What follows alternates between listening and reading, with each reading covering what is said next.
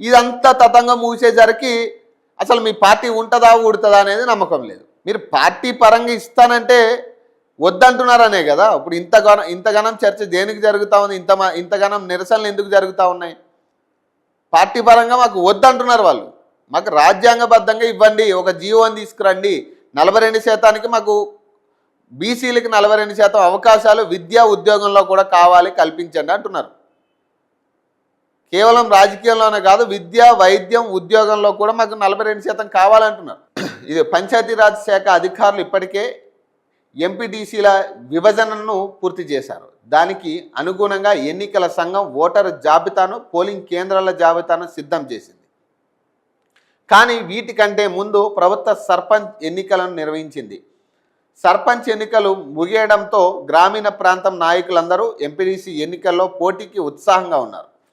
MPTC ZPTC ఎన్నికలు ప్రత్యక్షంగా ప్రజల ఓట్ల ద్వారా జరుగుతాయి. అదే సమయంలో పార్టీ పరంగా పార్టీ గుర్తులపై జరిగే ఎన్నికలు అయినందున ఎవరికి ఎన్ని ఓట్లు సీట్లు వచ్చాయని ఓటర్లు క్షుణ్ణంగా పరిశీలించే అవకాశం ఉంది.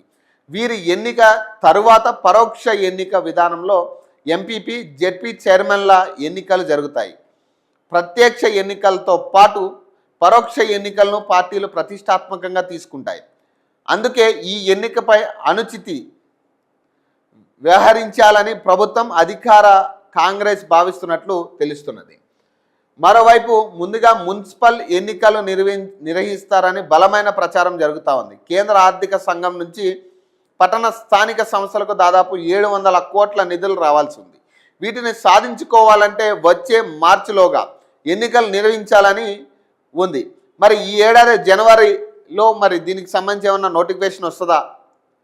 ఇప్పుడు పంచాయతీ ఎన్నికల్లో కూడా ఇదే చెప్పారు, 3000 కోట్లు పెండింగ్ ఉన్నాయి, అర్జెంటుగా పెట్టాలి. లేదు బీసీల రిజర్వేషన్కి మరి తర్వాత విషయం, మరి పంచాయతీలకు రావాల్సిన 3000 కోట్లు ఆగిపోయినాయి కదా, ముందు వాటి కోసమైనా మనం ఎన్నికలు పెట్టాలి, తొందరగా పెట్టాలని చెప్పి పంచాయతీ ఎన్నికలు పెట్టారు. ఇప్పుడు మళ్ళీ మున్సిపల్ ఎన్నికల విషయంలో ఏం చెప్తా ఉన్నారు? 700 కోట్లు బాకీ ఉంది, పెండింగ్ ఉండిపోయినాయి, అర్జెంటుగా దాన్ని ఎన్నికలు పెట్టాలి, ఖచ్చితంగా మార్చిలోగా ఎన్నికలు పెట్టాలి. కాబట్టి మరి ఈలోగా ఫిబ్రవరిలోనో జనవరిలోనో నోటిఫికేషన్ ఇచ్చి ఎన్నికలకు వెళ్ళిపోవాలనేది.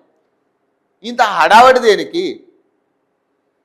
ఇంతగానం చర్చ ఒక అంశం మీద ఇంతగానం చర్చ జరుగుతున్నప్పుడు అఖిల పక్షాలతో ఒక సమావేశం ఏర్పాటు చేసుకుని, కనీసం కీలక నేతలతో ఒక సమావేశం ఏర్పాటు చేసుకుని అసలు మీ ఇబ్బంది ఏంది, ఆ మ్యాప్లో మీకు వచ్చిన ఇబ్బంది ఏంటి, ఏం చేయాలి, ఏం మార్పు